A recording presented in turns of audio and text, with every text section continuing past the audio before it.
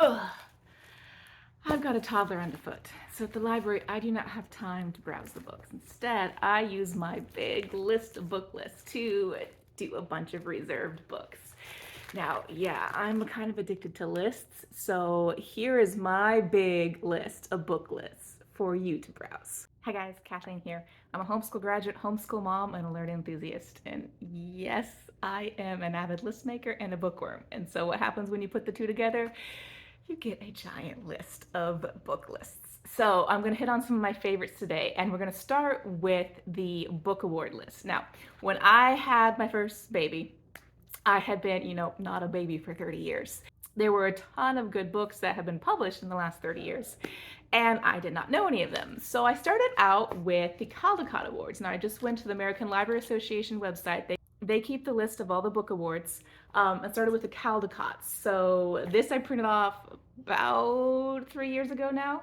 And I just went through all the awarded books, all of the honor books, and used those to look at my library for good books. But pro tip for you here, some of the older books, especially, libraries don't have them in their resources anymore. So just search by the author instead, and you'll pop up great books. For example, Dr. Seuss, The Cat in the Hat, it never hit the Caldecott Award list, but it is still a classic.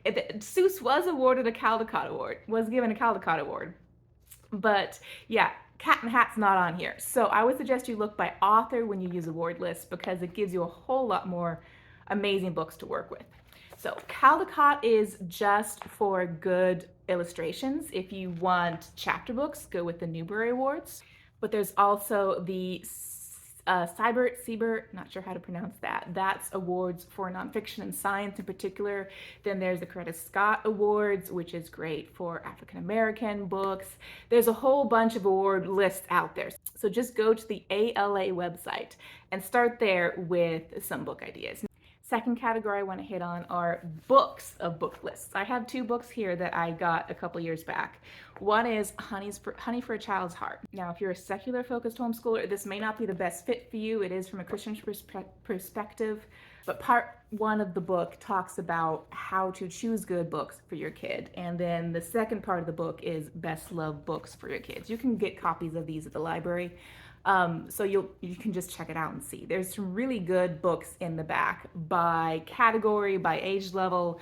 The age levels aren't always that accurate, I found, but it's still a good list, and this has a lot of the classic books on it. The second book is Give Your Child the World. This is a book written by a mom who wanted to raise globally minded kids. She has selections in here for picture books and chapter books. This I got at my library originally and liked it so much that I went and grabbed a copy off of Thrift Books.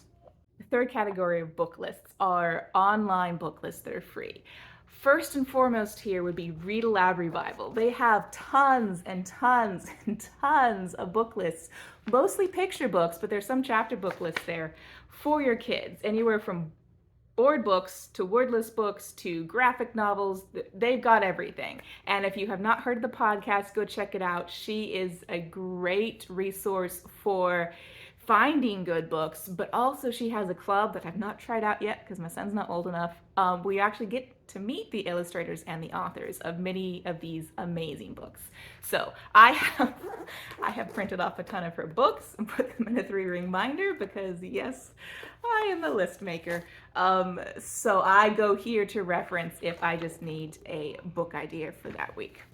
A couple of the other book lists I found online that I am really thrilled with are Heritage Mom. She is a African American woman who was just wanting books that represented her kids and her kids' life. So she has made some really great books that are free that you can go reference her website. I'll drop that link down below. But she also has curriculum that you can go out there of book lists from African American perspective. Another great website is Stories of Color. That is a website put together by a whole bunch of parents of various colors, skin colors, nationalities that wanted books to represent, again, their families. So this is a collaborative effort. There's some out of print books on there, but then there's also some current books on there. They do a great job of putting descriptions and details and keywords and everything. So go check it out. That is completely free. The final free book list online that I'm going to mention, but with a caveat, that is Diverse Book Finder. I stumbled upon this when I was looking for books to do our Around the World curriculum. And it is put out by non-homeschoolers, by really non-parents, and their goal is just create a database of all of the diverse books available out there in English. And they do a huge disclaimer on their website that they're saying not all of these books are good books. They don't pre-read anything. They don't give reviews on or anything.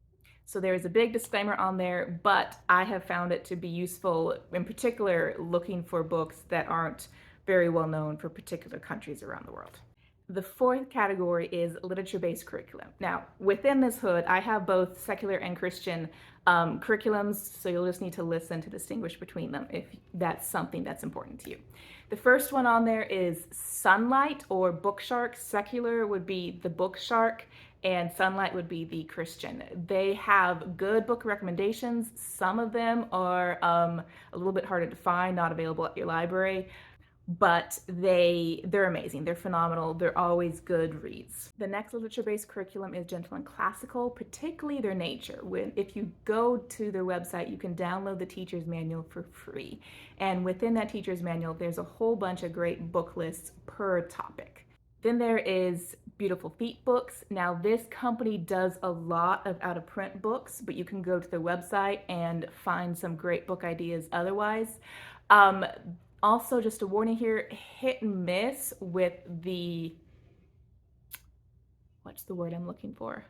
Hit and miss with the appropriateness of the books for kids. Sometimes they don't do a great job giving parents warnings about content in the book. So you'll want to make sure you pre-read those books. And also, a lot of them are out of print, so you may have to go onto Gutenberg Project to find some of them for free. Also, Open Library is another resource I found recently, and that is a library system that you don't have to have a card for. You can just go online, create an account, check out a book for an hour, and a lot of those Beautiful Feet books are on that website as well, so you can just see digital scans of those books. Another literature-based curriculum that is Charlotte Mason is Ambleside Online. Again, many of these books are out of print, but they could be a good resource for you. You can find a lot of them on the Gutenberg Project. Sorry, Project Gutenberg. I keep saying it wrong. Now let's get to the secular literature-based curriculum.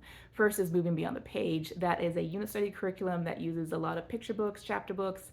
I have enjoyed many of their selections. I've read them myself when I was a kid, so that is a great resource. Another one is Build Your Library. I'm not as familiar with that one. That one I just came across recently. But looking at their lists, I can say, yeah, they've got a lot of great books on there. I've read many of them. And then the last one is Torchlight. Torchlight is one that I have looked at semi-extensively and have actually gotten many of their suggestions from the library from the kindergarten. So I would definitely recommend going checking out their list. They have some really good, more recently published books, which a lot of these other curriculums don't necessarily have included because they were written several years ago. One bonus resource for you for lists are my videos here on the channel. I'm trying to put out monthly videos on our read alouds, which are really audiobooks. So if you want some more ideas or just want to see what we're reading, then check out those. Those could be a source of inspiration for you. Let's try that again.